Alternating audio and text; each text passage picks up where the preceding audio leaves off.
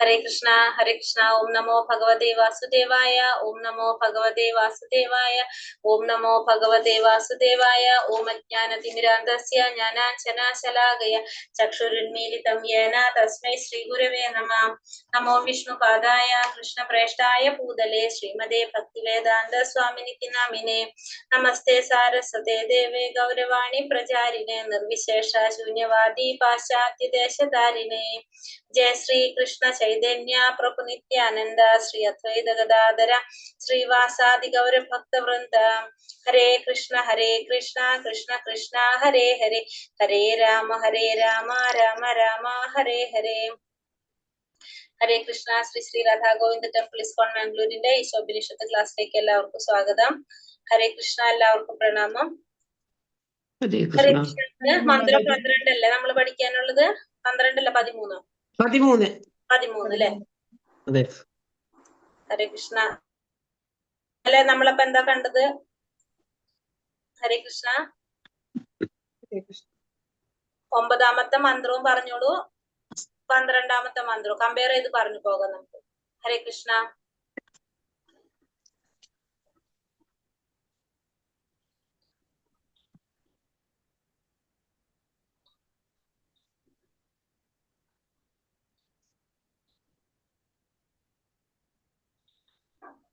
കിട്ടിയില്ലേ മറിച്ചിട്ട് ഇതുവരെ? പുഷ്പമായിരുന്നു. കിട്ടിയാ? എന്താ പറഞ്ഞു? ചിത്രത്തില് നമ്മൾ പറഞ്ഞു അറിവിന്റെ അടിസ്ഥാനത്തിലായിരുന്നു അല്ലെ? നമ്മളെ അജ്ഞാന കർമ്മങ്ങളിൽ വ്യാപിച്ചു നിൽക്കുന്നവർ തമോ നിബിഡമായ ലോകങ്ങളിൽ പ്രവേശിക്കുന്നു. വിദ്യാജ്ഞാനത്തിൽ വ്യാപൃതരായവർ കൂടുതൽ മോശമായ അവസ്ഥയെ പ്രാപിക്കുന്നു. 12ാമത്തെ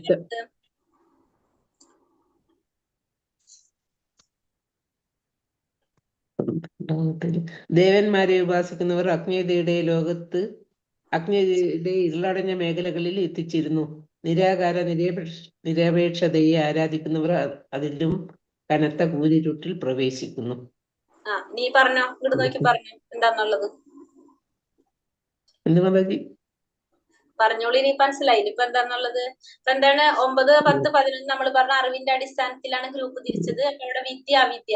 അപ്പൊ തെറ്റായിട്ടുള്ള ആധ്യാത്മിക ജ്ഞാനം നേടിക്കഴിഞ്ഞാൽ നമ്മൾ അന്ധകാരത്തിലേക്ക് പോകും. പിന്നെ ഭൗതികമായിട്ടുള്ള ജ്ഞാനം അത് അവിദ്യയാണ്. അത് നേടിക്കഴിഞ്ഞാൽ കൂടുതൽ നമ്മൾ അന്ധകാരത്തിലേക്ക് പോകും. രണ്ടും നമ്മൾ അന്ധകാരത്തിലേക്ക് കൊണ്ടുപോകുന്നതാണെന്ന് നമ്മൾ 9 കണ്ടു. 12ാമത്തിൽ നമ്മൾ പറഞ്ഞു ദേവന്മാരെ ഉപാസിക്കുന്നവര് ഇരുളടഞ്ഞ മേഖലകളിലേക്ക് പോകും.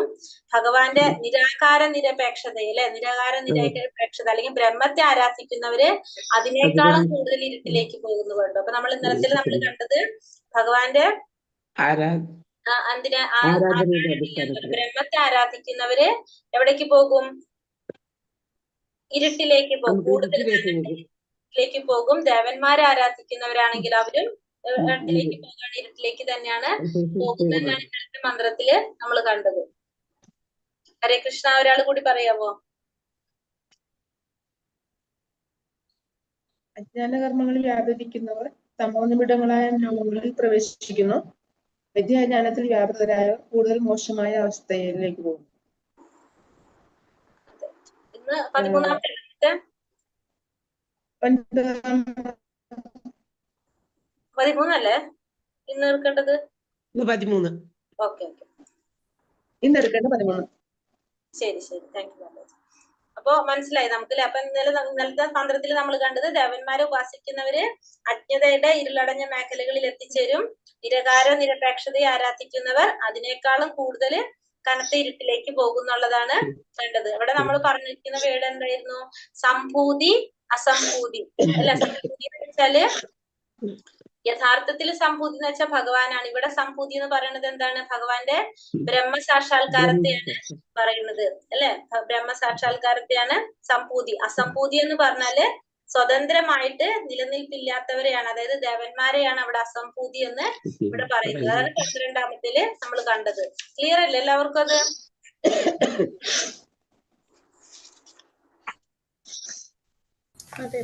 ക്ലിയർ ആണ്.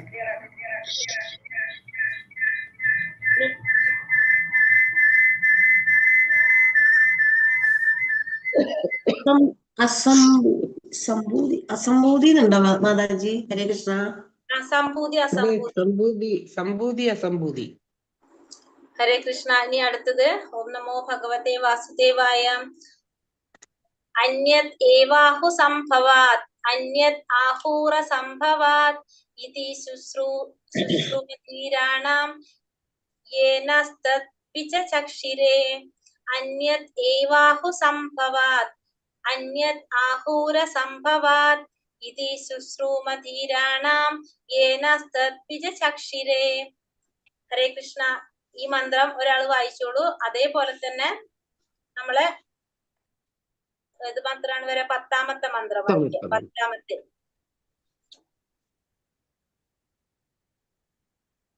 ഹരേ കൃഷ്ണ. അന്യത് ഏവാഹു അസംഭവാത് അന്യത് ആഹൂർ അസംഭവാത് ഇതി ശുശ്രൂമതീരാണാം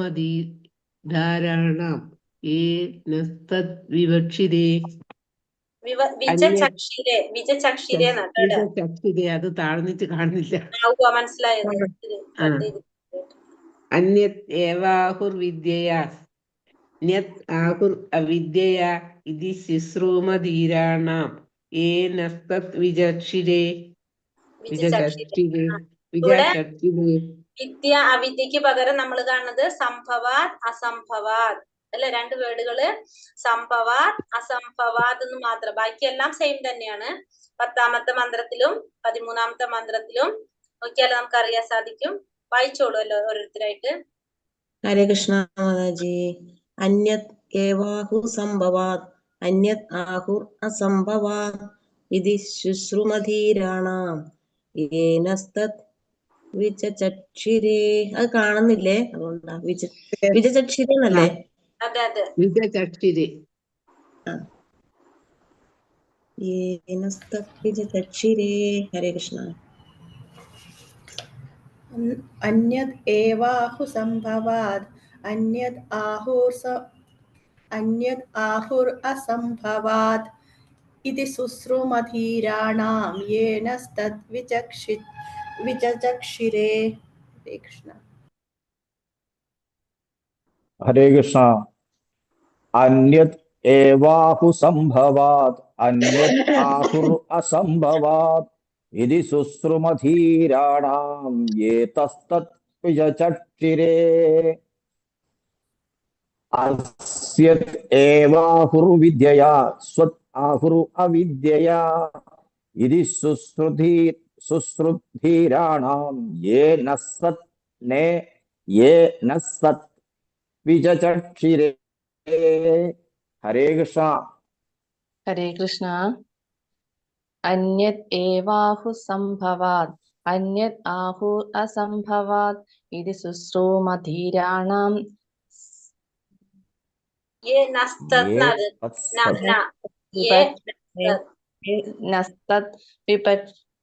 വിപക്ഷിരേ. അത് കട്ട് ചെയ്ത് പോയിട്ടുള്ളത് നമുക്ക് പറ്റുന്നില്ല. വിപക്ഷിരേ.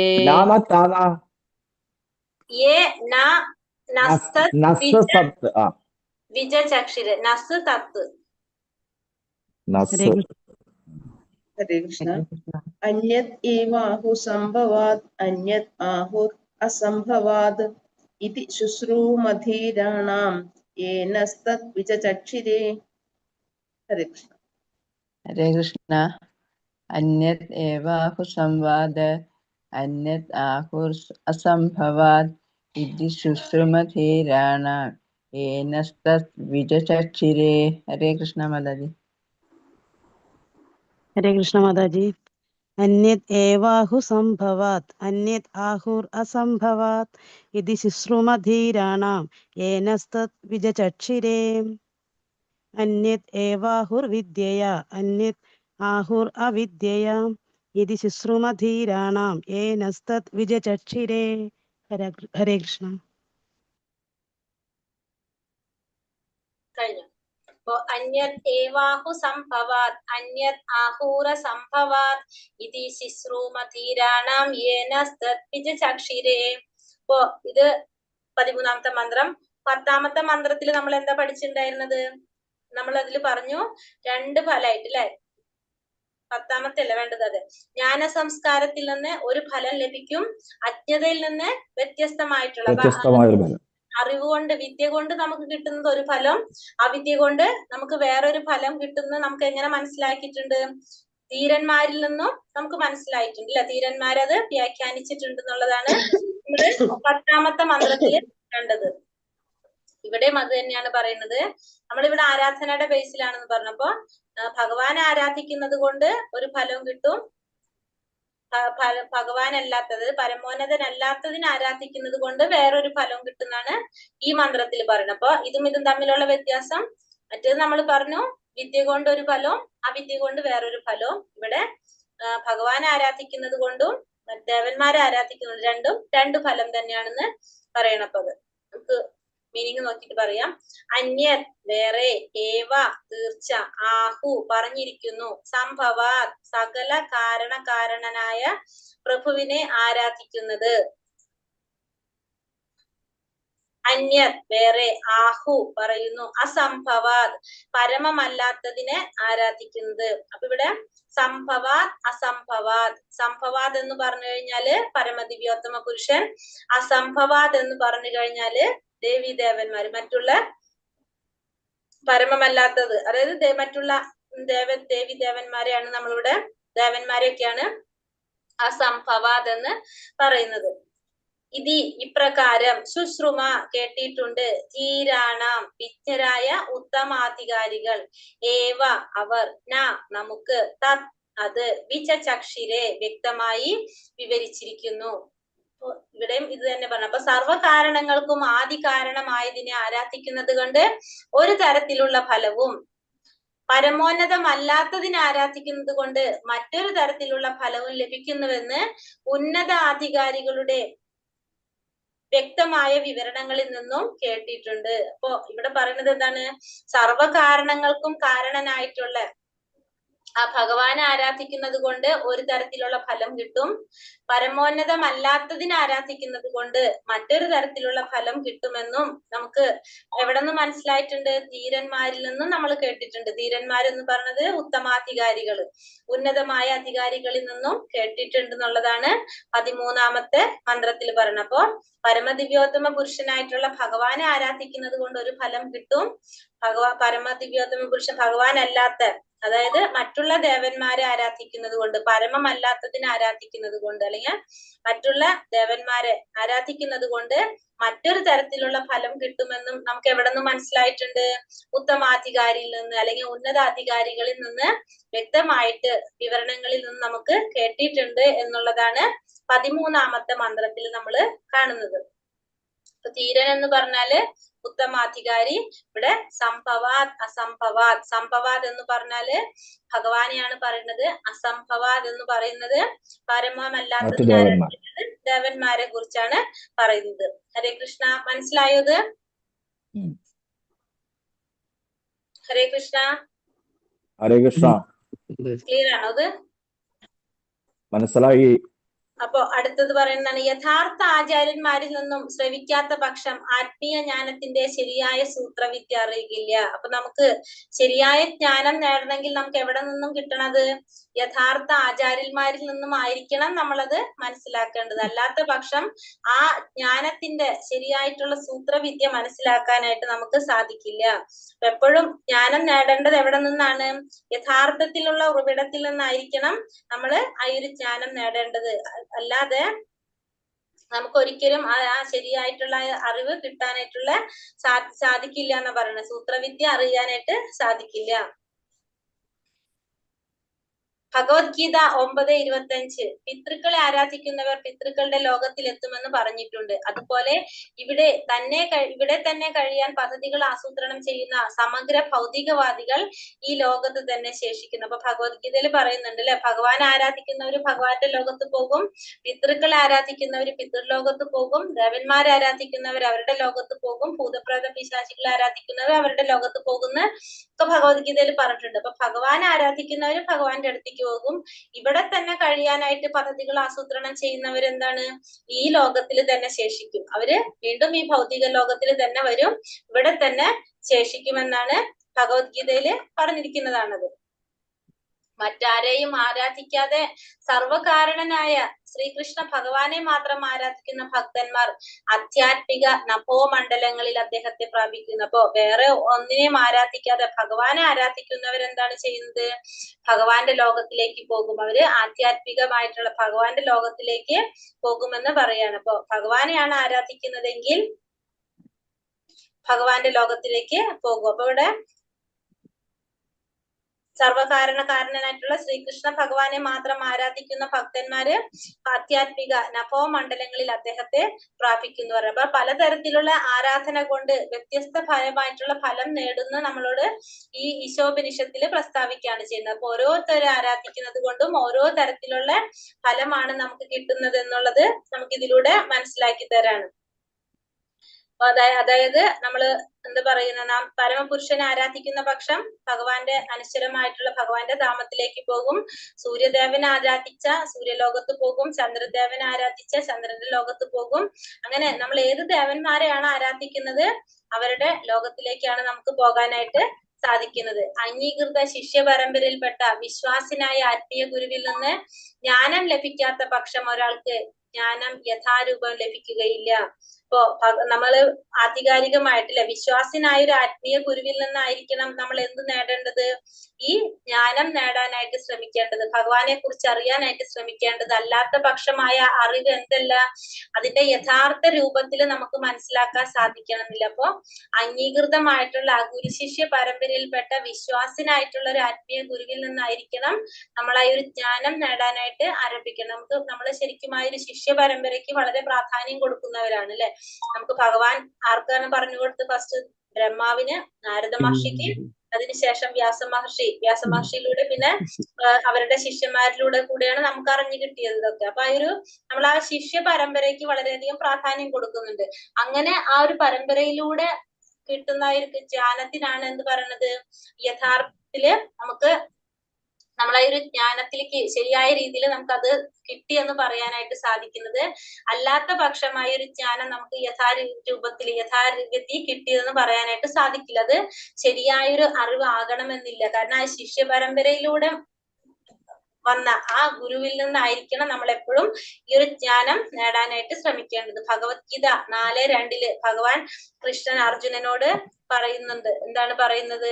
ഏവം പരമ്പരാ പ്രാപ്തം ഇമം രാജർഷയോ വിദുഹു സകാലേ നേഹ മഹതാ യോഗോ നഷ്ടാ പരം തപ. ശിഷ്യ പരമ്പരയിലൂടെ പകർന്നു കിട്ടിയ ഈ സർവോത്കൃഷ്ടമായ ശാസ്ത്രം രാജർഷികൾ ശരിയായി മനസ്സിലാക്കിയിരിക്കുന്നു. കാലക്രമേണ ഈ പാരമ്പര്യ ശൃംഖല മുറിഞ്ഞു പോവുകയും നഷ്ടപ്രായമാവുകയും ചെയ്തു. അപ്പോ ഈ ശിഷ്യ പരമ്പരയിലൂടെ പകർന്നു കിട്ടിയതായിരുന്നു ഈ ശാസ്ത്രം, ഉത്കൃഷ്ടമായിട്ടുള്ള ഈ ശാസ്ത്രം. ഇത് രാജർഷികൾക്ക് മനസ്സിലാക്കാൻ സാധിച്ചു. കാലക്രമേണ അതിന് എന്ത് സംഭവിച്ചു? അത് നഷ്ടപ്പെട്ടു. ആ പാരമ്പര്യ ശൃംഖല മുറിഞ്ഞു പോയി, അതിന് നഷ്ടപ്പെട്ടു പോയപ്പോഴാണ് ഭഗവാൻ ആരെ കണ്ട് പിടിച്ച് പറഞ്ഞു കൊടുക്കുന്നത്? അർജുനന് പറഞ്ഞു കൊടുക്കുന്നത് അല്ലെ. കാരണം അവിടെ ഗ്യാപ്പ് വരുമ്പോ സ്വാഭാവികമായിട്ട് എന്താ സംഭവിക്കുക? നമ്മളുടേതായ രീതിയിലുള്ള കൂട്ടിച്ചേർക്കലുകൾ വരും അവിടെ. അപ്പൊ അത് ഒഴിവാക്കാനായിട്ട് ഭഗവാൻ വീണ്ടും എന്ത് ചെയ്തു? അർജുനന് പറഞ്ഞു കൊടുക്കുകയാണ് ചെയ്തത്. നമുക്ക് അറിയാവുന്നതാണ് ഭഗവത്ഗീതയിലത്. ശ്രീകൃഷ്ണ ഭഗവാൻ ഈ ഭൂമിയിൽ ജീവിച്ചിരുന്ന കാലത്ത് ഭഗവത്ഗീതയിൽ വർണ്ണിച്ച തരത്തിലുള്ള ഭക്തിയോഗം വികലമാക്കപ്പെട്ടിരിക്കുന്നു. ഇപ്പൊ ഭഗവാൻ ഈ ഭൂമിയിൽ ജീവിച്ചിരുന്ന കാലത്ത് എന്താണ് ഭഗവത്ഗീതയിൽ വർണ്ണിച്ച തരത്തിലുള്ള ഭക്തി യോഗം വികലമാക്കപ്പെട്ടിരുന്നത് കൊണ്ട് ഭഗവാൻ തന്റെ ഏറ്റവും വിശ്വസ്ത സുഹൃത്തും ഭക്തനുമായ അർജുനനെ കൊണ്ട് ശിഷ്യ പരമ്പര പുനഃസ്ഥാപിക്കേണ്ടി വന്നു. അപ്പൊ അങ്ങനെ വന്നപ്പോഴാണ് ഭഗവാൻ അത് അർജുനന് പറഞ്ഞു കൊടുത്ത് അർജുനനിലൂടെ വീണ്ടും അത് എന്ത് ചെയ്തത്? വീണ്ടും അത് പുനഃസ്ഥാപിച്ചത് അങ്ങനെയാണെന്ന് പറയാണ്. തന്റെ ഭക്തനും സ്നേഹിതനും ആയതുകൊണ്ട് മാത്രമാണ് ഭഗവത്ഗീത തത്വങ്ങൾ അർജുനന് ഗ്രഹിക്കാൻ കഴിഞ്ഞതെന്ന് ഭഗവാൻ അർജുനനോട് വളരെ വ്യക്തമായി പറയുന്നുണ്ട്. അപ്പൊ അർജുനൻ ഇത് മനസ്സിലാക്കാൻ സാധിച്ചത് എന്തുകൊണ്ടാണ്? അർജുനൻ ഭഗവാന്റെ ഭക്തനായതുകൊണ്ട്. ഒരു ഭക്തൻ എന്ന് പറഞ്ഞാൽ നമ്മൾ എല്ലാതും തികഞ്ഞൊരു വ്യക്തിയായിരിക്കും ഒരു ഭക്തൻ. അതിൽ തന്നെ കുറെ കാര്യങ്ങൾ, ഭക്തൻ എന്ന് പറഞ്ഞ ഒരു വാക്കിൽ തന്നെ കുറെ കാര്യങ്ങള് എന്താ പറയാ ഉൾക്കൊണ്ടിട്ടുണ്ട് അല്ലെ. ഒരു ഭക്തൻ വിശ്വസിക്കുന്ന ഭഗവാനിൽ വിശ്വാസം ഉണ്ടായിരിക്കും. ശരീരവും മനസ്സും ആത്മാവും എല്ലാം ഭഗവാന് സമർപ്പിച്ച ഒരു വ്യക്തിയായിരിക്കും ഭക്തൻ എന്ന് പറയുന്നത്.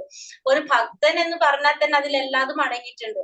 അതുകൊണ്ട് തന്നെ തന്റെ ഭക്തനും സ്നേഹിതനും ആയതുകൊണ്ടാണ് ഭഗവത്ഗീത തത്വങ്ങൾ അർജുനന് ഗ്രഹിക്കാനായിട്ട് കഴിഞ്ഞതെന്ന് ഭഗവാൻ അർജുനനോട് വളരെ വ്യക്തമായി പറഞ്ഞിട്ടുണ്ട്.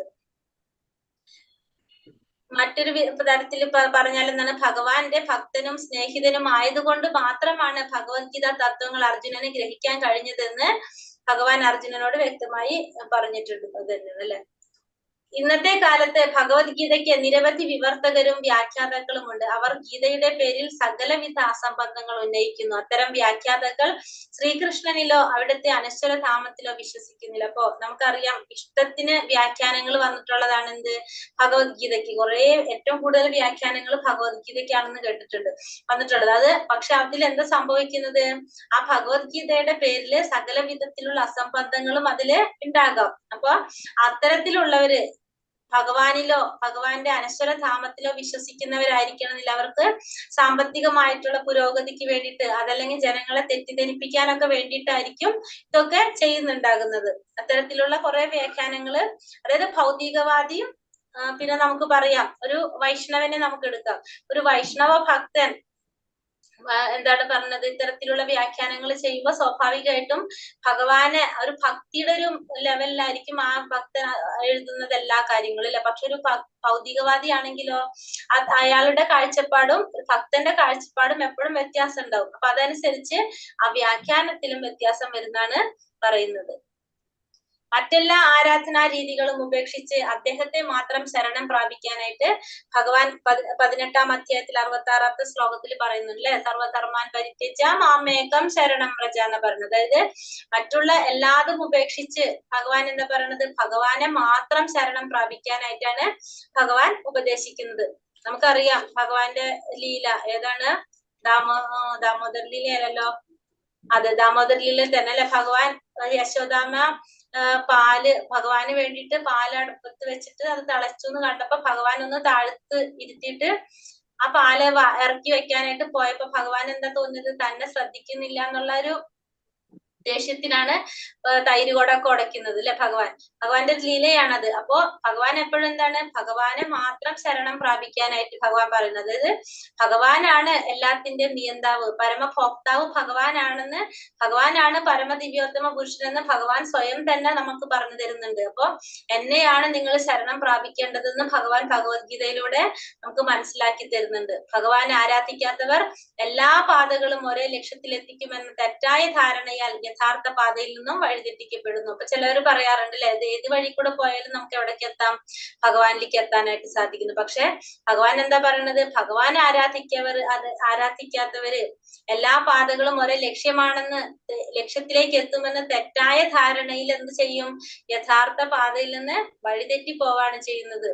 അവർക്ക് വീണ്ടും കുറെ ജന്മങ്ങൾ എടുത്തിട്ടായിരിക്കും അവർ വീണ്ടും എത്തുന്നത്. ഭഗവത്ഗീതയിൽ ഭഗവാൻ പറയുന്നു, അഹം സർവസ്യ പ്രഭവോ മത്ത സർവം പ്രവർത്തതേ ഇതി മത്വാ ഭജന്തേ മാം ഭൂതാ ഭാവാ സമന്വിതഃ. ലോകങ്ങളുടെ ഉറവിടം ഞാനാണ്, എല്ലാം എന്നിൽ നിന്നാണ് ഉണ്ടായത്. ഇത് പൂർണ്ണമായി അറിയുന്ന ബുദ്ധിമാന്മാർ എന്റെ സേവനത്തിൽ ഏർപ്പെടുകയും എന്നെ ഉള്ളഴിഞ്ഞ് ആരാധിക്കുകയും ചെയ്യും. ചതുശ്ലോകി ഭഗവത്ഗീതയിലെ ശ്ലോകാണ്. എന്താണ് പറയുന്നത്, ഭഗവാനാണ് എല്ലാത്തിന്റെ ഉറവിടം, ഭഗവാനാണ്, എല്ലാം ഭഗവാനിൽ നിന്നാണ് ഉണ്ടായത്. ഇത് പൂർണ്ണമായിട്ട് അറിയുന്ന ബുദ്ധിമാന്മാര് ഭഗവാന്റെ സേവനത്തിൽ ഏർപ്പെട്ട് ഭഗവാനെ ഉള്ളഴിഞ്ഞ് ആരാധിക്കുക. അപ്പൊ ബുദ്ധിമാന്മാർക്ക് അറിയാം ഭഗവാനാണ് എല്ലാത്തിന്റെ നാഥൻ എന്ന്, എല്ലാതും ഭഗവാനിൽ നിന്നാണ് വന്നിരിക്കുന്നത്. ബുദ്ധിമാൻ എന്ന് പറയുന്നത് എങ്ങനെയുള്ളവരാണ്, ഭൗതിക ലോകത്തിലായ ജ്ഞാനമല്ല നമ്മൾ ബുദ്ധിമാൻ എന്നതുകൊണ്ട് അർത്ഥമാക്കുന്നത് അല്ലെ. ബുദ്ധിമാൻ എന്ന് പറഞ്ഞ ഒരു മാനദണ്ഡത്തിൽ വരുന്നത് ഭഗവാനെ കുറിച്ച് അറിയുന്നവരെ കുറിച്ചാണ്. അതായത് പരമമായ തത്വത്തെ കുറിച്ച്, പരമമായിട്ടുള്ള നിരപേക്ഷ സത്യത്തെ കുറിച്ച് മനസ്സിലാക്കുന്നവരാണ് ബുദ്ധിമാന്മാർ. അങ്ങനെയുള്ളവർ എന്ത് ചെയ്യും, ഭഗവാനാണ് എല്ലാത്തിന്റെയും ഉറവിടം എന്ന് മനസ്സിലാക്കി ഭഗവാനിൽ അർപ്പിച്ചുകൊണ്ട് ഭഗവത് സേവനത്തിൽ ഏർപ്പെട്ട് ഭഗവാനെ ആരാധിച്ചു കൊണ്ടിരിക്കും അത്തരത്തിലുള്ള ബുദ്ധിമാന്മാര്. ബ്രഹ്മ, വിഷ്ണു, ശിവൻ എന്നിവരുടെയും സർവ്വതിന്റെയും സ്രഷ്ടാവ് താനാണെന്ന് അഹം സർവസ്യ പ്രഭവ എന്ന പദം സൂചിപ്പിക്കുന്നു. അപ്പൊ ആ ശ്ലോകത്തിൽ പറയുന്നില്ല, അഹം സർവസ്യ പ്രഭവ എന്ന് പറയുന്നത് കൊണ്ട് എല്ലാറ്റിന്റെയും നിയന്താവ്, എല്ലാത്തിന്റെയും സൃഷ്ടാവ് ഭഗവാനാണെന്ന് ഭഗവാൻ ഈ പദം കൊണ്ടിവിടെ സൂചിപ്പിക്കുകയാണ് ചെയ്യുന്നത്. അഹം സർവസ്യ പ്രഭവ എന്ന് പറഞ്ഞു കഴിഞ്ഞാൽ അതില് പറയുന്നത് ബ്രഹ്മാവും ശിവനും വിഷ്ണു ഇതൊക്കെ ഭഗവാൻ, എല്ലാവരുടെ സൃഷ്ടാവ് ആര് തന്നെയാണ്? ഭഗവാൻ തന്നെയാണെന്ന് പറയുന്നു. ബ്രഹ്മാവിന് വൈദിക ജ്ഞാനം ഉപദേശിച്ചതും ഭഗവാൻ തന്നെയാണെന്ന് ഗോപാലത ഉപനിഷത്തില് 1:24 പറയുന്നത്. അപ്പൊ ഭഗവാൻ എന്താണ് പറഞ്ഞത്? ബ്രഹ്മദേവൻ അല്ലെ, ബ്രഹ്മാവിന് ഉപദേശിച്ചു കൊടുക്കുന്നത്, ആ ജ്ഞാനം പകർന്നു കൊടുക്കുന്നത്, വൈദിക ജ്ഞാനം ഉപദേശിച്ചു കൊടുക്കുന്നത് ഭഗവാൻ തന്നെയാണെന്ന് ഏത് ഉപനിഷത്തിലാ പറയുന്നത്? ഗോപാലത ഉപനിഷത്തില് പറയുന്നുണ്ട്. അഥർവവേദത്തിലാണ് ഗോപാലത ഉപനിഷത്ത് വരുന്നത്. അതില് പറയുന്നുണ്ട്. നാരായണോപനിഷത്തിൽ പറയുന്നു, പരമപുരുഷൻ ജീവജാലങ്ങളെ സൃഷ്ടിക്കാൻ ഇച്ഛിച്ചു. അങ്ങനെ നാരായണിൽ നിന്ന് ബ്രഹ്മാവ് ജാതനായി. നാരായണൻ പ്രജാപതികളെയെല്ലാം സൃഷ്ടിച്ചു. അവിടുന്ന് തന്നെ ഇന്ദ്രനെയും അഷ്ടവസുക്കളെയും സൃഷ്ടിച്ചു. 11 രുദ്രന്മാരെയും 12 ആദിത്യന്മാരെയും സൃഷ്ടിച്ചതും നാരായണൻ തന്നെ. ശ്രീകൃഷ്ണന്റെ രൂപവിസ്തരണമായതുകൊണ്ട് നാരായണനും കൃഷ്ണനും ഒന്ന് തന്നെയാണ്. ഇപ്പൊ നമ്മളിത് ഭഗവത്ഗീതയിൽ പറയുന്നുണ്ട്, നാരായണ എന്താ പറയുന്നത്, ഒരു ശ്ലോകം പറയുന്നുണ്ട് അങ്ങനെ, നാരായണനിൽ നിന്ന് ബ്രഹ്മാവ് ജാതനായി. ആ നാരായണൻ തന്നെയാണ് പ്രജാപതികളെ സൃഷ്ടിച്ചത്. പിന്നെ അതിനുശേഷം ഇന്ദ്രനെയും അഷ്ടവസുക്കളെ സൃഷ്ടിച്ചു. പിന്നെ 11 രുദ്രന്മാരും 12 ആദിത്യന്മാരും സൃഷ്ടിച്ചു. ഈ നാരായണൻ എന്ന് പറയുന്നത് ആരാണ്? ഭഗവാൻ കൃഷ്ണന്റെ ഒരു രൂപവിസ്തരണമാണ്. രണ്ടും ഒന്ന് തന്നെയാണെന്ന് പറയുന്നുണ്ട്. അപ്പൊ ദേവകി പുത്രനായിട്ടുള്ള ഭഗവാനെ കുറിച്ചാണ് ഇവിടെ പറയുന്നത്. അപ്പൊ നമ്മൾ പറഞ്ഞു, ഫസ്റ്റ് തന്നെ ഭഗവാൻ ആരെയാണ് സൃഷ്ടിക്കുന്നത്? ബ്രഹ്മാവിനെ. പിന്നെ അത് കഴിഞ്ഞിട്ട് ബ്രഹ്മാവിൽ നിന്ന് നാരായണൻ പ്രജാപതികളെ സൃഷ്ടിച്ചു. പിന്നെ ഇന്ദ്രനും അഷ്ടവസുക്കളും 11 രുദ്രന്മാര് 12 ആദിത്യന്മാര് ഇവരെയൊക്കെ സൃഷ്ടിച്ചു. നാരായണൻ എന്ന് പറയുന്നത് ആരാണ്? ഭഗവാന്റെ തന്നെ രൂപവിസ്തരണം ആണ്.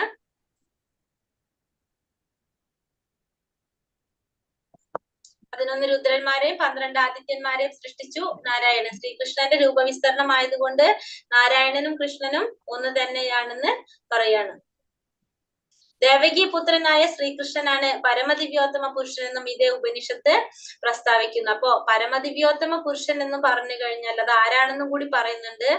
ആരാണ്? ശ്രീകൃഷ്ണ ഭഗവാൻ. ദേവകിയുടെ പുത്രനായ ശ്രീകൃഷ്ണ ഭഗവാനാണ് പരമദിവ്യോത്തമ പുരുഷൻ എന്നും ഇതേ ഉപനിഷത്തില് പറയുന്നുണ്ട്. ഏത് ഉപനിഷത്താണ്? നാരായണോപനിഷത്തില് പറയുന്നുണ്ട്. പരമദിവ്യോത്തമ പുരുഷൻ എന്ന് പറയുന്നത് ആരെയാണ്? ഭഗവാൻ ശ്രീകൃഷ്ണനെയാണ്. ദേവകിയുടെ പുത്രനായിട്ടുള്ള ഭഗവാൻ കൃഷ്ണനെയാണെന്ന് ഇതേ ഉപനിഷത്തില് പറയുന്നുണ്ട്. എല്ലാ വൈദിക സാഹിത്യവും നാരായണൻ അഥവാ കൃഷ്ണൻ തന്നെയാണെന്ന് സർവ കാരണങ്ങൾക്കും കാരണഭൂതനെന്ന് ഉറപ്പിച്ചിരിക്കുന്നു. അപ്പൊ മാത്രമല്ല ഇവിടെ എന്താ പറഞ്ഞത്? എല്ലാ കാരണങ്ങൾക്കും ആദി കാരണനായിട്ടുള്ള ബ്രഹ്മസംഹിതയിൽ പറയുന്നു അല്ലെ, സർവകാരണ കാരണം, എല്ലാത്തിനും കാരണനായിട്ടുള്ളത് ആരാണ്?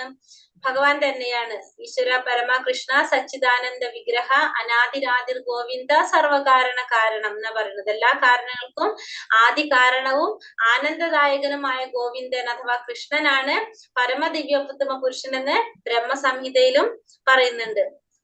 മഹാജ്ഞാനികളും വേദങ്ങളും നൽകുന്ന തെളിവുകളിൽ നിന്ന് ഗ്രഹിച്ച് ശ്രീകൃഷ്ണനെ സർവസ്വമായി ആരാധിക്കുന്നതിൽ മാത്രം ഉറച്ചു നിൽക്കുന്നവരെ ബുധ എന്ന് വിളിക്കുന്നു. അപ്പൊ ഇനി അടുത്തത് പറയുന്നത് എന്താണ്? ബുധ എന്ന് പറഞ്ഞാൽ ആരെയാണ് പറയുന്നത്? ഭഗവാനെ മാത്രം ആരാധിക്കുന്നതിൽ ഉറച്ചു നിൽക്കുന്നവരാണ് ആര്? ബുധ എന്നറിയപ്പെടുന്നത്. മഹാജ്ഞാനികളും വേദങ്ങളും നൽകുന്ന തെളിവുകൾ അനുസരിച്ച് അത് മഹാത്മാരിൽ നിന്നും അല്ലെങ്കിൽ വേദങ്ങളും ശാസ്ത്രങ്ങളിലൊക്കെ പറഞ്ഞിരിക്കുന്ന തെളിവുകൾ പ്രകാരം ഭഗവാനാണ് സർവസ്വം എന്ന് കരുതി ഭഗവാനെ മാത്രം ആരാധിക്കുന്നവരെ നമുക്ക് എന്ത് പറയാം? ബുധ എന്നുള്ള പേര് കൊണ്ട് പറയാനായിട്ട് സാധിക്കും.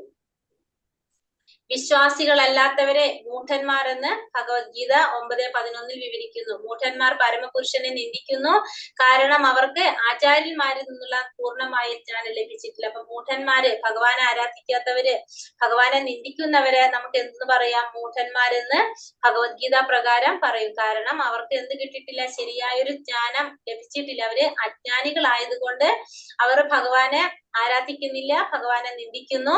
അതുകൊണ്ട് അവരെ മൂഢന്മാരെന്ന് ഭഗവത്ഗീതയില് പറയുന്നു.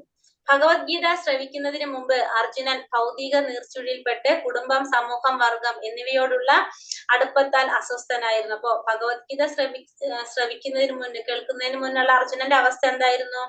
അർജുനൻ ശാരീരിക ബോധത്തിലായിരുന്നു ഫുള്ള് അല്ലെ. അർജുനന്റെ കുടുംബം, സമൂഹം, വർഗം, അതായത് ബന്ധുക്കളോടും കുടുംബങ്ങളോടുള്ള ഒരു സ്നേഹം, പിതാമഹന്മാരോട്, ഗുരുജനങ്ങളോടുള്ള അവരോടുള്ള ഒരു അടുപ്പം, അതൊക്കെ ആയിരുന്നു അർജുനൻ യുദ്ധത്തിൽ നിന്ന് മാറി നിൽക്കാൻ കാരണം. അവരൊക്കെ വധിക്കുമ്പോ ഉണ്ടാകുന്ന ഒരു അവസ്ഥ ആലോചിച്ചിട്ട് അങ്ങനെ അസ്വസ്ഥനായിരുന്നു അർജുനൻ.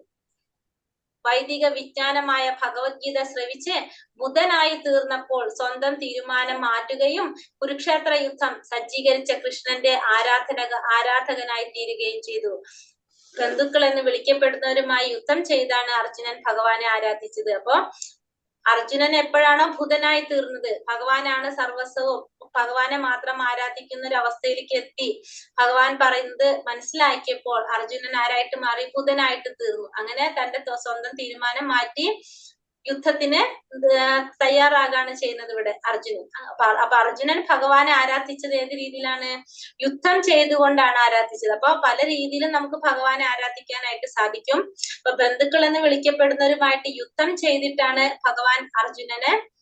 അർജുനൻ ഭഗവാനെ ആരാധിച്ചത്. അപ്പൊ ഇവിടെ എന്താണ്? ഭഗവാന്റെ ഇച്ഛ എന്താണോ അതാണ് ആര് നടത്തേണ്ടത്? ഭക്തൻ നടത്തി കൊടുക്കേണ്ടത്. അങ്ങനെ ആയിരിക്കണം നമ്മള് ഭഗവാനെ ആരാധിക്കേണ്ടത്. നമ്മളുടെ ആഗ്രഹങ്ങൾക്കനുസരിച്ചോ നമ്മുടെ ഇഷ്ടങ്ങൾക്കനുസരിച്ചോ നമ്മുടെ സന്തോഷത്തിനനുസരിച്ചല്ല നമ്മൾ ഭഗവാനെ ആരാധിക്കേണ്ടത്. ഭഗവാൻ എന്താണോ ആഗ്രഹിക്കുന്നത് അതനുസരിച്ചാണ് നമ്മൾ എന്ത് ചെയ്യേണ്ടത്? ഭഗവാനെ ആരാധിക്കേണ്ടത് എന്നിവിടെ നമുക്ക് മനസ്സിലാക്കി തരാണ്. ഭഗവാൻ സംഭൂത അഥവാ ജനനത്തിന്റെയും നിലനിൽപ്പിന്റെയും പ്രഭവസ്ഥാനവും ജന്മത്യാസിഹത അഥവാ നാശത്തിന് ശേഷം അവശേഷിക്കുന്ന സംഭരണി എന്ന് ശ്രീമദ് ഭാഗവതത്തിൽ ഭഗവാൻ അഭിജ്ഞൻ അഥവാ പൂർണ്ണ ബോധവാനാണെന്നും പറയുന്നു. അപ്പോ ശ്രീമദ് ഭാഗവതത്തിൽ പറയുന്നുണ്ട് അഭിജ്ഞൻ, ഭഗവാൻ പൂർണ്ണ അഭിജ്ഞനാണെന്നാ പറഞ്ഞത്. എല്ലാതും അറിയുന്നവനാണ് ആര്? ഭഗവാൻ എന്ന് പറയുന്നത്. ഭൂതവും വർത്തമാനവും ഭാവിയും എല്ലാതും ആർക്കറിയാൻ സാധിക്കും? ഭഗവാൻ അറിയാൻ സാധിക്കും. അതാണ് പൂർണ്ണാഭിജ്ഞൻ എന്നതിൽ പറയുന്നത്. ശ്രീമദ് ഭാഗവതത്തിലെ 1-ാമത്തെ ശ്ലോകത്തിൽ പറയുന്നുണ്ട് ജന്മത്യാസിയതോനയാതിതരതശ്ചർജാഭിജ്ഞ സ്വരാട് എന്നാ പറയുന്നത്. അഭിജ്ഞ സ്വരാട്, അഭിജ്ഞനാണ്, സ്വരാട്ടാണ്, പൂർണ്ണ ജ്ഞാനം നേടിയവനാണ്, പൂർണ്ണജ്ഞാനിയാണ്, ഒപ്പം തന്നെ സ്വരാടാണ്, സർവസ്വതന്ത്രനുമാണ് ആര്? ഭഗവാൻ എന്ന് നമ്മള് ഭാഗവതത്തിലെ ഫസ്റ്റത്തെ ശ്ലോകം തുടങ്ങുന്നത് അങ്ങനെയാണ്. ജന്മത്യാസിയത എന്ന് പറഞ്ഞിട്ട് തുടങ്ങുന്ന ശ്ലോകം. അതിൽ പറയുന്നുണ്ട് ഭഗവാൻ പൂർണ്ണ അഭിജ്ഞനാണ്, പൂർണ്ണ സ്വരാട്ടാണെന്നൊക്കെ പറയുന്നുണ്ട്. അപ്പൊ അഭിജ്ഞൻ അഥവാ പൂർണ്ണ ബോധവാനാണെന്ന് ശ്രീമദ് ഭാഗവതത്തില് പറയുന്നു. ശ്രീമദ് ഭാഗവതത്തിൽ ഭഗവാൻ അഭിജ്ഞൻ അഥവാ പൂർണ്ണ ബോധവാനാണെന്ന് പറയുന്നു. ഞാൻ ഭൂതം, ഭാവി, വർത്തമാനം എന്നിവയെ പറ്റി പൂർണ്ണ ബോധവാനാണെന്നും ബ്രഹ്മാവും ശിവനും ദേവന്മാരും ഉൾപ്പെടെ ആരും എന്നെ പൂർണ്ണമായി അറിയുന്നില്ലെന്നും ഭഗവത്ഗീതയിൽ പറയുന്നു. അപ്പൊ ഭഗവാനെ കുറിച്ച് ആർക്കും മനസ്സിലാക്കാനായിട്ട് സാധിക്കില്ല. ദേവന്മാർക്കോ ഋഷികൾക്കോ ശിവനോ ബ്രഹ്മാവിനോ ആർക്കും ആരെ കുറിച്ച് അറിയാൻ സാധിക്കില്ല പൂർണ്ണമായിട്ട്? ഭഗവാനെ കുറിച്ച് മനസ്സിലാക്കാനായിട്ട് ആരും ഭഗവാനെ കുറിച്ച് പൂർണ്ണമായിട്ട് അറിയാൻ സാധിക്കുന്നവരില്ല എന്നാണ് ഭഗവത്ഗീത 7-ാം അധ്യായം 26-ാമത്തെ ശ്ലോകത്തില് ഭഗവാൻ പറയുന്നത്. വൈദ്യസഹായം, സാമൂഹ്യ സഹായം, വിദ്യാഭ്യാസ സൗകര്യം എന്നീ രീതിയിൽ മനുഷ്യ സേവനം നടത്തുന്ന അതേ അവസരത്തിൽ തന്നെ കശാപ്പുശാലകളിൽ പാവപ്പെട്ട മൃഗങ്ങളുടെ തൊണ്ടയറക്കുന്നത് ജീവജാലങ്ങൾക്ക് ചെയ്യുന്ന യഥാർത്ഥ സേവനമല്ല. അപ്പോ നമ്മൾ രണ്ട് കാര്യങ്ങൾ ഒരേപോലെ ചെയ്യല്ലേ. നമ്മള് സാമൂഹ്യമായിട്ട് സേവനങ്ങളും ചെയ്യുന്നു, ഒപ്പം തന്നെ നമ്മൾ ഇപ്പുറത്ത് എന്ത് ചെയ്യുന്നു? നമ്മള് കശാപ്പുശാലകളിൽ പാവപ്പെട്ട മൃഗങ്ങളുടെ തൊണ്ടയറുക്കുക.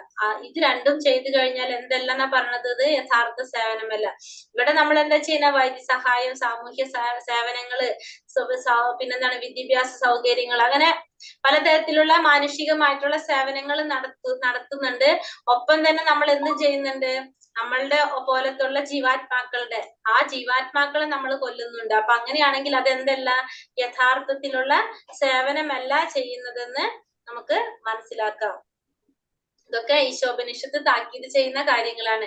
ജീവജാലങ്ങൾ ജനനം, രോഗം, മരണം, വാർദ്ധക്യം എന്നീ ഭൗതിക ക്ലേശങ്ങളിൽ പലതരം ശരീരങ്ങളിൽ നിരന്തരം യാതന അനുഭവിക്കുന്നു. അപ്പോ ജീവാത്മാക്കൾക്ക് എന്ത് അനുഭവിക്കേണ്ടി വരാണ്? നമ്മൾ പറഞ്ഞല്ലോ, ജന്മ, മൃത്യു, ജരാവ്യാധികൾ. അത് ഈ ഭൗതിക ലോകത്തിൽ ഈ ഭൗതിക ക്ലേശങ്ങള് നമ്മൾ അനുഭവിക്കേണ്ടതായിട്ട് വരാണ്. നമ്മുടെ ശരീരം ഉള്ളിടത്തോളം നമുക്ക് എന്ത് വേണ്ടി വരും? ഈ ജന്മ, മൃത്യു, ജരാവ്യാധി ഭൗതിക ലോകത്തിൽ ജീവിക്കുന്നിടത്തോളം നമ്മൾ ഇത് അനുഭവിച്ചു കൊണ്ടേയിരിക്കും. അവിടുത്തെ മഹനീയ കൃത്യങ്ങളെ പറ്റിയുള്ള ശ്രവണവും ജപവുമാണ് അസ്വസ്ഥത നിറഞ്ഞ ഈ യുഗത്തിൽ അദ്ദേഹത്തെ ആരാധിക്കുന്നതിനുള്ള ലളിതമായ മാർഗം. അപ്പൊ ഏറ്റവും ലളിതമായിട്ടുള്ള മാർഗം എന്ന് പറയുന്നത് എന്താണ്? ഭഗവത് സേവനമാണ്. അതെങ്ങനെ? ഭഗവാന്റെ കൃത്യങ്ങളെ കുറിച്ചുള്ള ശ്രവണം, അതായത് ഭഗവാന്റെ ലീലകളെ കുറിച്ച് ശ്രവിച്ചുകൊണ്ടിരിക്കുക, ഭാഗവതം ശ്രവിക്കുക. അതാണ് ഭഗവാന്റെ ലീലകളാണ് എന്തിൽ പറഞ്ഞിരിക്കുന്നത്? ഭാഗവതത്തിൽ പറഞ്ഞിരിക്കുന്നത്. അപ്പൊ ഏറ്റവും നന്നായിട്ട് ചെയ്യേണ്ടത് എന്താണ്? ഭഗവാന്റെ മഹനീയ കൃത്യങ്ങളെ കുറിച്ചുള്ള ശ്രവണം, ഭഗവാന്റെ ലീലകളെ കുറിച്ചുള്ള ശ്രവണം, പിന്നെ നാമജപം. അത് രണ്ടുമാണ് ഏറ്റവും ലളിതമായിട്ടുള്ള മാർഗം ഈ യുഗത്തില് പറഞ്ഞിരിക്കുന്നത്. ഭാഗവത ശ്രവണവും നാമജപമാണ് പറഞ്ഞിരിക്കുന്നത്. മാനസിക ഊഹാപോഹങ്ങൾ നടത്തുന്നവർ ഭഗവാന്റെ ലീലകൾ ഊഹാപോഹം എന്ന് കരുതുന്നു. അപ്പോ മാനസികമായിട്ടുള്ള ഊഹാപോഹങ്ങൾ അതൊക്കെ ചെയ്യുന്നവർ എന്താണ്? ഭഗവാന്റെ ലീലകളും ഊഹാപോഹമാണെന്ന് അവര് കരുതാണ് ചെയ്യുന്നത്. അതിനാൽ അവർ അവയുടെ ശ്രവണത്തിൽ നിന്ന് ഒഴിഞ്ഞു നിൽക്കുകയും നിഷ്കളങ്കരായ ജനതയുടെ ശ്രദ്ധ വ്യതിചലിപ്പിക്കാൻ അർത്ഥമില്ലാത്ത വാഗ്ജാലങ്ങൾ കണ്ടുപിടിക്കുകയും ചെയ്യുന്നു. അപ്പൊ അവരെന്താ ചെയ്യുന്നത്? ഭഗവാന്റെ ലീലകളെ കുറിച്ച് ശ്രവിക്കുന്നതിൽ നിന്നും മാറി നിൽക്കും. മാത്രമല്ല, നിഷ്കളങ്കരായിട്ടുള്ള ഭഗവാന്റെ ലീലകളെ കുറിച്ച് ശ്രവിക്കുന്നവരെ അതിൽ നിന്നും മാറ്റാനായിട്ടുള്ള വഴികൾ കണ്ടുപിടിക്കുകയും ചെയ്യും അവര്. ഉപനിഷത്തുകൾ പരോക്ഷമായി ആദിപുരുഷനായ ശ്രീകൃഷ്ണനിലേക്ക് നമ്മുടെ ശ്രദ്ധ തിരിക്കുന്നു. അതിനാൽ ഉപനിഷത്തുകളുടെ സാരസംഗ്രഹമായ ഭഗവത്ഗീതയും ശ്രീമദ് ഭാഗവതവും ശ്രവിക്കേണ്ടതാണ്. അപ്പോ നമ്മളെ ഉപനിഷത്തുകളില് പരോക്ഷമായിട്ട് എന്താണ് ചെയ്യുന്നത്? ഭഗവാനിലേക്ക് നമ്മളെ ശ്രദ്ധ കൊണ്ടുപോകാണ് ചെയ്യുന്നത്. അപ്പൊ എല്ലാ ഉപനിഷത്തുകളുടെ എല്ലാത്തിന്റെ സാരസർവസാണ് എന്ത്? ഭഗവത്ഗീത, ഭാഗവതം പോലുള്ള ഗ്രന്ഥങ്ങൾ. അപ്പൊ അതുകൊണ്ട് തന്നെ നമ്മൾ എന്ത് ചെയ്യണം? ആ ഭഗവത്ഗീതയും ഭാഗവതവും ശ്രവിക്കേണ്ടത് വളരെയധികം പ്രധാനപ്പെട്ടതാണ്, അത്യാവശ്യമാണെന്ന് നമുക്ക് ഈശോപനിഷത്ത് താക്കീത് തരാണ് ചെയ്യുന്നത്. ഭഗവത് ലീലകൾ ശ്രവണം ചെയ്യുമ്പോൾ ഭക്തൻ ഭഗവാന്റെ ശ്രദ്ധ പിടിച്ചു പറ്റുന്നപ്പോ ഭഗവാന്റെ ലീലകള് ശ്രവണം ചെയ്യുമ്പോൾ ഭഗവാൻ എന്താണ്? ഭഗവാൻ ആ ഭക്തൻ ഭഗവാന്റെ ശ്രദ്ധ പിടിച്ചു പറ്റാൻ സാധിക്കുകയാണ്. അപ്പൊ ഭക്തൻ ഭഗവാന്റെ ലീലകള് ശ്രവണം ചെയ്തുകൊണ്ടിരിക്കുമ്പോ ആ ഭക്തൻ എന്ത് സാധിക്കും? ഭഗവാന്റെ ശ്രദ്ധ പിടിച്ചു പറ്റാനായിട്ട് സാധിക്കും. ഭഗവാൻ അടുത്ത് വന്ന് എവിടെയാണോ നമ്മൾ ഭാഗവതം വായിക്കുന്നത്, ഭാഗവതം കേൾക്കുന്നത്, അവിടെ ഭഗവാൻ തൽക്ഷണം തന്നെ ഭഗവാൻ അവിടെ പ്രത്യക്ഷത്തിൽ വരുന്ന പറയുന്നത്. അപ്പൊ നമ്മൾ എന്ത് ചെയ്യണം? ഭാഗവതം കേൾക്കുക, ഭാഗവതം വായിക്കുക. ഭഗവാൻ തൽക്ഷണം വരുന്ന പറയുന്നത് അവിടെ. ഇപ്രകാരം സഹൃദയസ്ഥനായ ഭഗവാൻ ഭക്തന് വേണ്ട മാർഗനിർദ്ദേശങ്ങൾ നൽകുന്നപ്പോ നമ്മുടെ ഹൃദയത്തിൽ ഇരുന്നു കൊണ്ടില്ല, പരമാത്മാ രൂപത്തിൽ ഭഗവാൻ ഇരുന്നു കൊണ്ട് നമുക്ക് വേണ്ട മാർഗനിർദ്ദേശങ്ങൾ ആര് തന്നെ നൽകും? ഭഗവാൻ തന്നെ നൽകും. കാരണം നമ്മൾ എപ്പോഴും ഭാഗവതം ശ്രവിച്ചുകൊണ്ടിരിക്കുകയാണ്, ഭാഗവതം വായിച്ചുകൊണ്ടിരിക്കുകയാണ് എങ്കിൽ എന്താ സംഭവിക്കുന്നത്? ഭഗവാൻ നമ്മുടെ കൂടെ ഉണ്ടാവും. തൽക്ഷണം ശുശ്രൂഷുഭി തൽക്ഷണ എന്നാ പറഞ്ഞത്. നമ്മള് കേൾക്കുന്ന സമയത്ത് തന്നെ ഭഗവാൻ അവിടെ പ്രത്യക്ഷത്തിനാകുന്നവരെ പറയുന്നത്. അപ്പൊ അങ്ങനെ ഭഗവാൻ നമ്മളെ കൂടെ ഉണ്ടെങ്കിൽ എന്താണ്?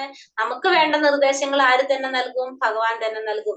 രാജസികവും താമസികവുമായ പ്രകൃതി ഗുണങ്ങളാൽ മലീമസമാക്കപ്പെട്ട ഭക്തഹൃദയങ്ങളെ ഭഗവാൻ ആന്തരിക പ്രചോദനങ്ങള് പവിത്രീകരിക്കും. അപ്പൊ രാജസികമായിട്ടും താമസികമായിട്ടുള്ള ഭൗതിക പ്രകൃതിയുടെ ഗുണങ്ങൾ കൊണ്ട് നമ്മൾ സ്വാധീനിക്കപ്പെട്ടിട്ടുണ്ടെങ്കിൽ നമ്മുടെ ഹൃദയങ്ങളെ പവിത്രമാക്കാനായിട്ട് ആർക്ക് സാധിക്കും? ഭഗവാന് സാധിക്കും. കാരണം നമ്മുടെ ഹൃദയത്തില് ഇരുന്നു കൊണ്ട് ഭഗവാൻ എന്ത് ചെയ്യാൻ സാധിക്കും? നമ്മളെ പവിത്രീകരിക്കാനായിട്ട് സാധിക്കും. നമ്മളപ്പോ അതിനു വേണ്ടി എന്ത് ചെയ്യണം? ഭഗവാന്റെ ലീലകൾ ശ്രവിക്കുക, ഭഗവാന്റെ നാമം ജപിക്കുക. ഭാഗവതം, ഭഗവത്ഗീത പോലുള്ള ഭഗവാന്റെ ഗ്രന്ഥങ്ങൾ അത് മനസ്സിലാക്കാൻ ശ്രമിക്കുക, അത് കേൾക്കുക, നാമം ജപിക്കുക. അത് ചെയ്തു കഴിഞ്ഞാൽ ബാക്കി ആര് ചെയ്യും? ഭഗവാൻ ചെയ്യും. ഒരു ഭക്തന് ഭഗവാന്റെ കരുണയാൽ രജോ തമോ ഗുണങ്ങൾ നീക്കി കിട്ടുന്നു. അപ്പൊ തന്നെ നമുക്ക് എന്താ സംഭവിക്കുന്നത്? ഭഗവാന്റെ കാരുണ്യം കൊണ്ട് രജോ ഗുണത്തിൽ നിന്നും തമോ ഗുണത്തിൽ നിന്നും നമുക്ക് മോചനം നമുക്ക് കിട്ടും. ഇത്തരത്തിൽ ഭക്തൻ ബ്രാഹ്മണ ലക്ഷണങ്ങൾ സത്യഗുണത്തിൽ അധിഷ്ഠിതനായി തീരുന്നു. അപ്പൊ അങ്ങനെ ഭക്തൻ എന്തായിട്ട് മാറാണ്? ഒരു ബ്രാഹ്മണന്റെ ലക്ഷണങ്ങള് ഉണ്ടാവാണ് ചെയ്യുന്നത്. അപ്പൊ സത്വഗുണത്തിൽ അധിഷ്ഠിതനാകാനായിട്ട് ആർക്ക് സാധിക്കും? രജോ തമോ ഗുണങ്ങളിൽ നിന്ന് മാറി സത്വഗുണത്തിലേക്ക് ഉയരാനായിട്ട് ഒരു വ്യക്തിക്ക്, ഒരു ഭക്തനാകാനായിട്ട് ആ വ്യക്തിക്ക് സാധിക്കും. ആധ്യാത്മിക ഗുരുവിന്റെ മാർഗനിർദ്ദേശത്തിന്റെ പാത പിന്തുടർന്നാൽ ഏവർക്കും ബ്രാഹ്മണൻ എന്ന യോഗ്യത നേടാനായിട്ട് സാധിക്കും. അപ്പൊ നമ്മൾ പറഞ്ഞു, ജന്മം കൊണ്ടല്ല, നമ്മള് കർമ്മം കൊണ്ടാണ് നമ്മൾ എന്ത് തെളിയിക്കേണ്ടത്? നമ്മൾ ബ്രാഹ്മണനാണ് നമ്മൾ തെളിയിക്കേണ്ടത്. അപ്പൊ അതിന് നമുക്കൊരു ആധ്യാത്മിക ഗുരുവിന്റെ മാർഗനിർദ്ദേശത്തിലൂടെ നമുക്ക് ആ ഗുരു പറയുന്നത് അനുസരിച്ച് ആ ഗുരുവിന്റെ പാത പിന്തുടർന്നു കഴിഞ്ഞാൽ നമുക്കും എന്ത് ചെയ്യാൻ സാധിക്കും? ഒരു ബ്രാഹ്മണന്റെ യോഗ്യതകൾ നേടാനായിട്ട് സാധിക്കും. ഒരു ബ്രാഹ്മണന്റെ യോഗ്യതകൾ എന്തൊക്കെയാണ് അറിയാവോ? ബ്രാഹ്മണന്റെ യോഗ്യതകള് 18-ാമത്തെ അധ്യായത്തില് ശ്ലോകം പറയുന്നുണ്ട്. നമ്പർ എനിക്ക് ഓർമ്മ വരുന്നില്ല. ഹരേ കൃഷ്ണ, ഓർമ്മയുണ്ടോ ആർക്കെങ്കിലും? 60 ആണോ എന്ന് സംശയം.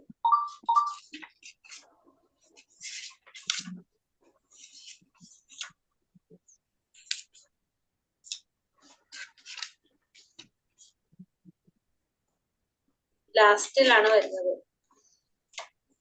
ഏകദേശം.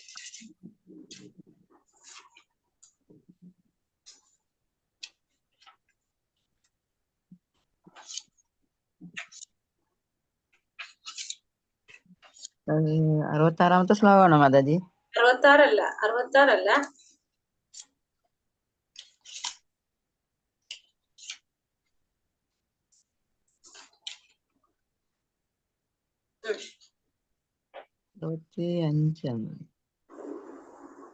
ഭക്തനായി ഭവിക്കുക, എല്ലാ കർമ്മങ്ങളും എനിക്ക് വേണ്ടി ചെയ്യുക. 42-ാമത്തെ ശ്ലോകം. ശമോ ദമസ്തപ ശൗചം ശാന്തിരാർജവമേവ ച ജ്ഞാനം വിജ്ഞാനം ആസ്തിക്യം ബ്രഹ്മ കർമ്മ സ്വഭാവജം ശാന്തത ആത്മസംയമനം തപസ് വിശുദ്ധി ക്ഷമ സത്യസന്ധത ജ്ഞാനം വിജ്ഞാനം ആസ്തിക്യം എന്നിവയാണ് ബ്രാഹ്മണരുടെ ഗുണങ്ങൾ. അപ്പൊ ഒരു ബ്രാഹ്മണന്റെ യോഗ്യത നേടാനായിട്ട് നമുക്ക് സാധിക്കുമെന്ന് പറഞ്ഞാൽ നമുക്ക് എന്തൊക്കെ ഗുണങ്ങൾ കിട്ടും? ഒരു ആധ്യാത്മിക ഗുരുവിന്റെ മാർഗനിർദ്ദേശത്തിലൂടെ നമ്മൾ നാമജപവും അതുപോലെ തന്നെ ഭഗവത്ഗീത ഭാഗവത ശ്രവണത്തിലൂടെ നമുക്ക് ശാന്തത, ആത്മസംയമനം, തപസ്, വിശുദ്ധി, ക്ഷമ, സത്യസന്ധത, ജ്ഞാനം, വിജ്ഞാനം, ആസ്തിക്യം ഇത്തരം ഗുണങ്ങൾ നമുക്ക് പ്രാവർത്തികമാക്കി കൊണ്ടുവരാനായിട്ട്, നമുക്ക് സ്വായത്തമാക്കാനായിട്ട് നമുക്ക് സാധിക്കും. ഇതാണ് ഒരു ബ്രാഹ്മണന്റെ ഗുണങ്ങൾ പറയുന്നത്. 42-ാമത്തെ ശ്ലോകത്തില് 42, 43, 44 ഈ 4 പേരുടെ ഗുണങ്ങളെ കുറിച്ചാണ് പറയുന്നത് ഭഗവത്ഗീതയിൽ. അപ്പൊ ആധ്യാത്മിക ഗുരുവിന്റെ മാർഗനിർദ്ദേശത്തിന്റെ പാത പിന്തുടർന്നു കഴിഞ്ഞാൽ എല്ലാവർക്കും ആരാകാൻ സാധിക്കും? ഒരു ബ്രാഹ്മണന് വേണ്ട യോഗ്യതകൾ നേടാനായിട്ട് സാധിക്കും. ഭഗവാന്റെ കാരുണ്യത്താൽ കലുഷിതമായ മനസ്സ് സ്ഫടിക തുല്യം ശുദ്ധമാവുകയും ചെയ്യും. അപ്പൊ നമ്മുടെ മനസ്സ് എന്താവും? സ്ഫടിക തുല്യം ശുദ്ധമാവുകയും ചെയ്യും ഭഗവാന്റെ കാരുണ്യം കൊണ്ട്. ഒരാൾ ഈ തലത്തിൽ എത്തിക്കഴിഞ്ഞാൽ അയാൾക്ക് മുക്തനാവാനും ജീവിതത്തിന്റെ ഓരോ ചുവടുവെപ്പിലും ഭഗവാനെ ദർശിക്കാനായിട്ട് സാധിക്കും. അപ്പൊ അത്തരം അവസ്ഥയിൽ എത്തിക്കഴിഞ്ഞാൽ ആ വ്യക്തിക്ക് മുക്തനാകാനും സാധിക്കും. ഒപ്പം തന്നെ ഓരോ ചുവടുവെപ്പിലും നമുക്ക് ആരെ കാണാൻ സാധിക്കും? ഭഗവാനെ ദർശിക്കാനായിട്ട് സാധിക്കും. ഹരേ കൃഷ്ണ കൃഷ്ണ കൃഷ്ണ ഹരേ ഹരേ, ഹരേ രാമ രാമ രാമ ഹരേ ഹരേ. വഞ്ചാകൽപതരൂപേശ്ച കൃപാ സിന്ധോഭ്യവ ച പതിതാനാം പാവനേഭ്യോ വൈഷ്ണവേഭ്യോ നമോ നമഃ. അനന്ത കോടി വൈഷ്ണവൃന്ദി की जय, श्रील प्रभुपाद की जय, गुरुदेव की जय, നിതായ ഗൗര പ്രേമാനന്ദേ. ഹരി ഹരി ബോൾ. ഹരേ കൃഷ്ണ. എല്ലാവർക്കും നന്ദി. ക്വസ്റ്റ്യൻസ് നോക്കാം. ഹരേ കൃഷ്ണ. 13-ാമത്തെ മന്ത്രത്തിൽ എന്താ പറയുന്നത്?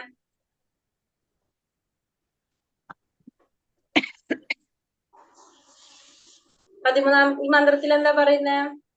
സർവ്വകാരണങ്ങൾക്കും കാരണനായിട്ടുള്ള ഭഗവാനെ ആരാധിക്കുന്നത് ആരാധിക്കുന്നവർക്കും മറ്റുള്ള ദേവന്മാരെ ആരാധിക്കുന്നവർക്കും ഉത്തമാധികാരികളിൽ നിന്നും മനസ്സിലായിരിക്കുന്നു. അതെ, രണ്ട് ഫലാണെന്ന് അല്ലെ? രണ്ടുപേരും എവിടേക്ക് പോകും? രണ്ട് തരത്തിലല്ലേ പറയുന്നത്? ആത്മീയ ജ്ഞാനത്തിന്റെ ശരിയായ സൂത്രവിദ്യ അറിയാൻ കഴിയാത്തത് ആർക്കാണ്? യഥാർത്ഥ ആചാര്യന്മാരിൽ നിന്ന് ശ്രദ്ധിക്കാത്ത പക്ഷമാണ് യഥാർത്ഥത്തിൽ. ആത്മീയ ജ്ഞാനത്തിന്റെ ശരിയായ സൂത്രവിദ്യ അറിയില്ല. അപ്പൊ നമ്മൾ എന്ത് വേണം? ഈ ജ്ഞാനം നേടേണ്ടത് യഥാർത്ഥ ആചാര്യന്മാര്. യഥാർത്ഥ ആചാര്യന്മാരെന്ന് പറഞ്ഞാല് ആ ഗുരുശിഷ്യ പരമ്പരയിലൂടെ വരുന്ന ആചാര്യന്മാരിൽ നിന്നായിരിക്കണം നമ്മൾ യഥാർത്ഥ ജ്ഞാനം നേടാൻ ശ്രമിക്കേണ്ടത്. ഭഗവത്ഗീത 9:25 എന്തിനെ കുറിച്ചാണ് പറയുന്നത്? പിതൃക്കളെ ആരാധിക്കുന്നവര് പ്രകൃതിലോകത്തില്, ഭഗവാൻ ആദരിക്കുന്നവര് ഭഗവത് ലോകത്തില്, ഭഗവാന്റെ ലോകത്തില്. നമ്മളത് അറിയാലേ, ഓരോ ആരെയാണ് ആരാധിക്കുന്നത് അതനുസരിച്ച് നമ്മള് ഓരോ ലോകത്തില് പോയിക്കൊണ്ടിരിക്കുന്നുള്ളതാണ് പറയുന്നത്. അപ്പൊ ഭഗവാനെ ആരാധിച്ച ഭഗവാന്റെ അടുത്തേക്ക് പോകാം, ദേവന്മാരെ ആരാധിച്ച ദേവന്മാരുടെ ലോകത്ത്, പിതൃക്കളെ ആരാധിച്ച അവരുടെ ഭൂതപ്രതാദികളെ ആരാധിച്ചാൽ അവരുടെ ലോകത്ത്, അങ്ങനെ പോകുന്നുള്ളതാണ് 25ാമത്തെ ശ്ലോകത്തില് പറയുന്നത്. എങ്ങനെയുള്ളവർക്കാണ് ആധ്യാത്മിക നഭോമണ്ഡലത്തിൽ ഭഗവാനെ പ്രാപിക്കാൻ സാധിക്കുന്നത്?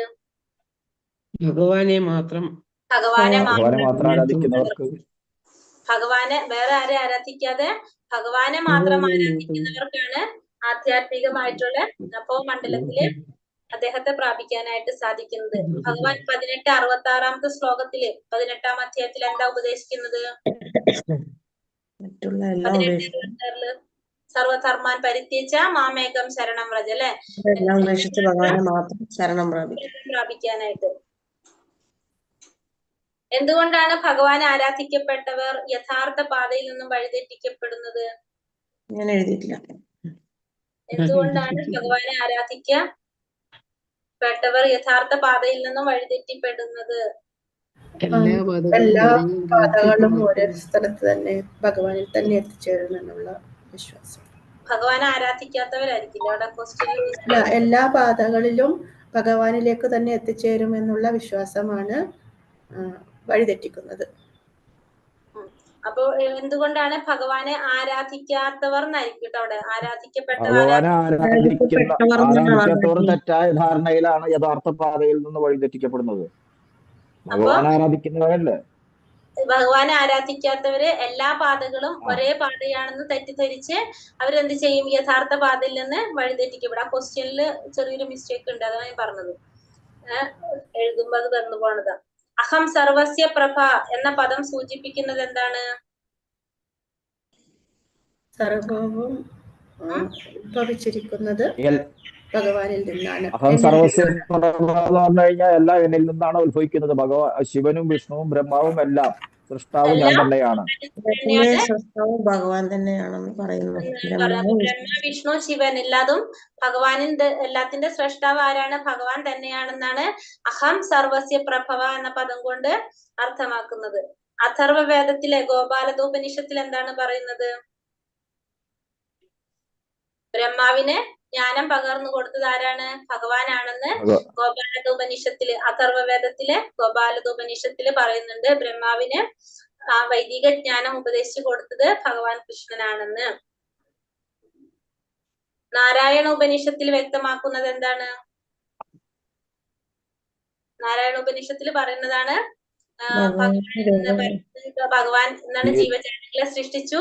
ആ നാരായണനിൽ നിന്ന് ബ്രഹ്മാവ് വന്നു, പിന്നെ പ്രജാപതികൾ വന്നു, ഇന്ദ്രനും അഷ്ടവസ്തുക്കളും, പിന്നെ 11 രുദ്രന്മാരും 12 ആദിത്യന്മാരും ഒക്കെ വന്നു. നാരായണൻ എന്ന് പറയുന്നത് ഭഗവാന്റെ തന്നെ രൂപവിസ്തരണമാണെന്ന് പറയാണ്. ബ്രഹ്മസംഹിതയിൽ എന്താ പറഞ്ഞത്? 5:1 എല്ലാ കാരണങ്ങൾക്കും എന്താണ്?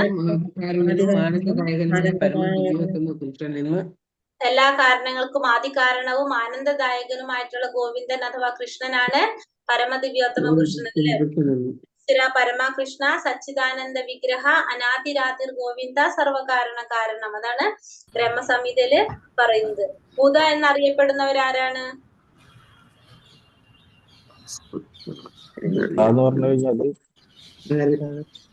ബുധ എന്ന് പറയുന്നവര് ഭഗവാനെ മാത്രം ആരാധിക്കുന്നവരാണ് ബുധ.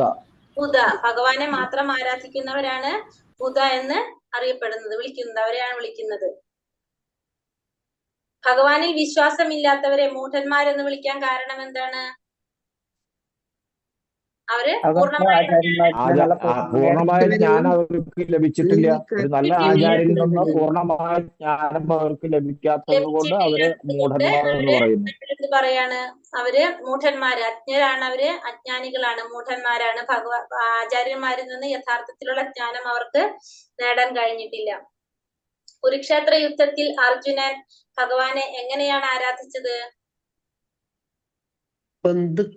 ബന്ധുക്കളെന്ന് വിളിക്കപ്പെടുന്നവരെ യുദ്ധം ഭഗവാന്റെ ചെയ്തിട്ടാണ് ഇച്ഛപ്രകാരം ഭഗവാൻ വിളിക്കപ്പെടുന്ന യുദ്ധം ചെയ്തുകൊണ്ടല്ല ആരാധിച്ചത്, ബന്ധുക്കളെന്ന് വിളിക്കപ്പെടുന്നവരുമായി യുദ്ധം ചെയ്താണ് ആരാധിച്ചത്. അർജുനൻ ഭഗവാനെ ആരാധിച്ചത്. അതെ. ശ്രീമദ് ഭാഗവതത്തിൽ ഭഗവാനെ അഭിജ്ഞൻ എന്ന് പറയാൻ കാരണം ഭഗവാൻ പൂർണ്ണജ്ഞാനം നേടിയവനാണ്. അതെ, ഭഗവാൻ എങ്ങനെയാണ് ജ്ഞാനം നേടിയത് കൊണ്ട് ഭഗവാനെ അഭിജ്ഞൻ എന്ന് പറഞ്ഞു. അല്ലെങ്കിൽ എന്താണ് ഭൂതവും ഭാവിയും വർത്തമാനം എല്ലാം മനസ്സിലാക്കാനായിട്ട് ആർക്ക് സാധിക്കും? ഭഗവാന് സാധിക്കുന്നത് കൊണ്ട് ഭഗവാനെ അഭിജ്ഞൻ, പൂർണ്ണാഭിജ്ഞൻ എന്ന് പറയും.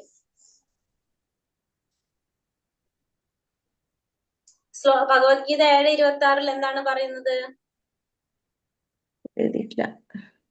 7:26 ഭഗവത്ഗീത ഇതിലെന്താ പറഞ്ഞിട്ടുണ്ടാവുമല്ലോ ശ്ലോകം.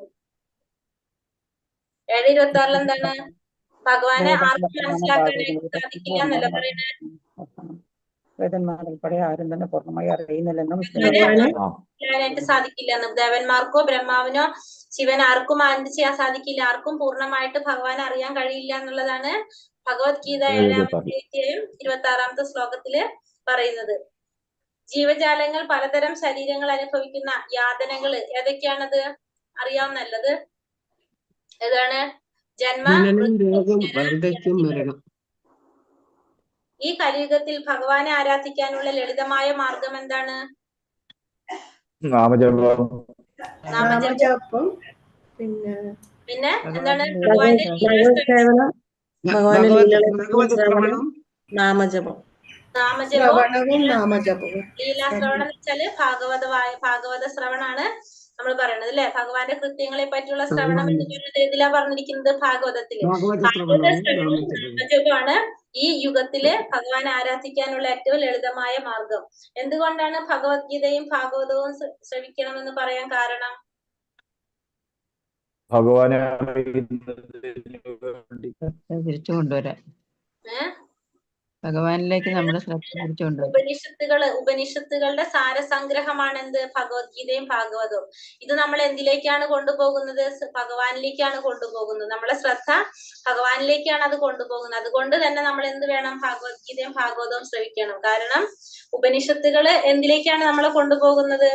ഭഗവാനിലേക്ക് തന്നെയാണ് കൊണ്ടുപോകുന്നത്. അപ്പൊ ഉപനിഷത്തുകൾ എന്ന് പറഞ്ഞാല് എന്താണ് പറഞ്ഞത്? എല്ലാതും ഭഗവത്ഗീതയും ഭാഗവതവും എന്താണ് ഇതിന്റെ ഒക്കെ സാരസംഗ്രഹമായതുകൊണ്ട് നമ്മൾ എന്ത് ചെയ്യണം? ഭഗവത്ഗീതയും ഭാഗവതവും ശ്രവിക്കേണ്ടത് അത്യാവശ്യമാണെന്ന് പറയാണ്. ഭാഗവത ശ്രവണം ചെയ്യുമ്പോൾ ഒരു ഭക്തന് ഉണ്ടാകുന്ന ഗുണങ്ങൾ എന്തൊക്കെയാണ്? ഭഗവാന്റെ ശ്രദ്ധ പിടിച്ചു പറ്റാനായിട്ട് സാധിക്കും. പിന്നെന്താണ്? അതുകൊണ്ട് വേണ്ട മാർഗനിർദ്ദേശങ്ങൾ നമുക്ക് കിട്ടും. പിന്നെ നമ്മുടെ ഉള്ളില് രാജസികവും താമസികമായിട്ടുള്ള അത് മാറ്റി നമ്മളെ ഹൃദയത്തിൽ എന്തുണ്ടാക്കാണ്? പവിത്രീകരിക്കാനായിട്ടും അതുകൊണ്ട് സാധിക്കും. രാജസികവും താമസികമായിട്ടുള്ള ഗുണങ്ങൾ കൊണ്ട് മലിനമാക്കപ്പെട്ട നമ്മുടെ ഹൃദയത്തെ പവിത്രീകരിക്കാനായിട്ട് സാധിക്കും. പിന്നെന്താ പറഞ്ഞത്? പിന്നെ ബ്രാഹ്മണ ലക്ഷണങ്ങളില് അധിഷ്ഠിതനാകാനായിട്ട് സാധിക്കും അല്ലെ. ഇതൊക്കെയാണ് ഭാഗവത ശ്രവണം കൊണ്ട് ഒരു ഭക്തന് ഉണ്ടാകുന്ന ഗുണങ്ങള്. സംഭവാത് അസംഭവാത് എന്നല്ല എന്താണ്? സംഭവാത് എന്ന് വെച്ചാൽ ആരാണ്? സംഭവാത് അസംഭവാത്. സംഭവാത് എന്ന് പറഞ്ഞാല് സർവകാരണകാരനായ ഭഗവാനെ ആരാധിക്കുന്നതാണ് സംഭവാത് എന്ന് പറഞ്ഞാൽ. ആ വാക്ക് സംഭവാത് പരമദിവ്യോത്തമ പുരുഷനെയാണ് പറയുന്നത് അവിടെ. സംഭവാത് എന്ന് പറഞ്ഞത് ഫോട്ടോ എടുത്തിട്ടല്ലേ മീനിങ്ങിൽ കൊടുത്തിട്ടുണ്ട് അത് കേട്ടോ. സംഭവാത് എന്ന് പറഞ്ഞാല് ഭഗവാനെയാണ് പറയുന്നത്. അസംഭവാത് എന്ന് പറഞ്ഞാല് ദേവി ദേവന്മാരെ ഇവിടെ പറയുന്നത് പരമമല്ലാത്തതിനെ ആരാധിക്കുക. അതാണ് അസംഭവാത് എന്ന്